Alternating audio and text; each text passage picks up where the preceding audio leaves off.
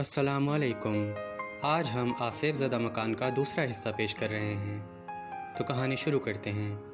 اس میں کوئی شک نہیں تھا کہ اسلم میاں کے بچے نہایت شریر تھے۔ نت نئی حرکتوں سے سب کو پریشان کرنا ان کا پسندیدہ مشغلہ تھا۔ مکان کی دیواروں پر پینسل سے لکیریں ڈالنا، نوکدار چیز سے دیواروں اور دروازوں کا روغن کھرچنا، سیڑھیوں پر پانی گرانا اور منہ سے سیٹی لگا کر مسلسل بجانا ان کے اہم کارنامے تھے۔ لیکن پچھلے مکان میں کچھ ایسے واقعات بھی پیش آئے تھے جن کے بارے میں اسلم میاں کی بیگم کو یقین تھا کہ وہ ان کے بچوں کی نہیں بلکہ کسی آصف کی کارستانی تھی۔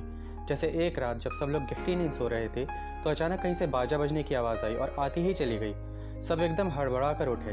نیچے والی منزل سے مالک مکان نے غصے بھرے انداز میں چلا کر پوچھا، یہ باجا کون بجا رہا ہے؟ اسلم میاں کو پورا یقین تھا کہ یہ حرکت ان کے چھوٹے بیٹے گڈو کی ہے، لیکن گڈو میاں تو ان کے ساتھ کھڑے تھے اور قسمیں کھا رہے تھے کہ یہ باجا اسے نہیں بجایا۔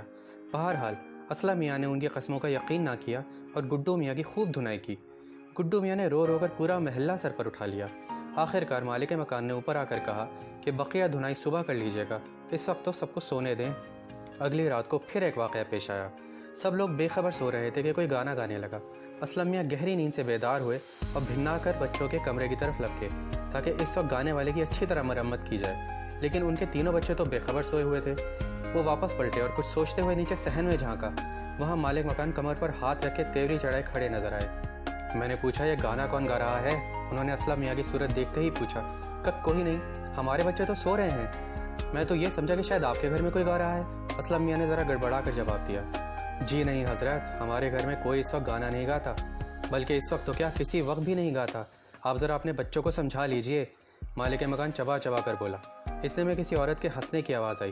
لیجئے، سن لیجئے، اب آپ کی بیگم بھی ہنس رہی ہیں، بہت خوب۔ مالک مکان بھڑک اٹھا، جی نہیں، وہ ایسے نہیں ہنستی، کیا میں اپنی بیوی کی ہنسی نہیں پہچان سکتا؟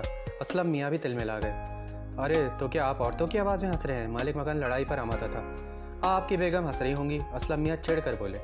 ارے جناب، وہ بیچاری کیسے ہنس سکتی ہے؟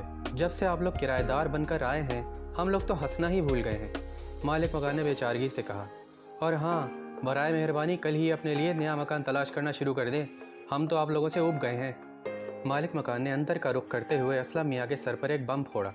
اسلم میاں بھی غصے سے کھولتے ہوئے اپنے کمرے کی طرف چل دیے۔ ابھی جاری ہے۔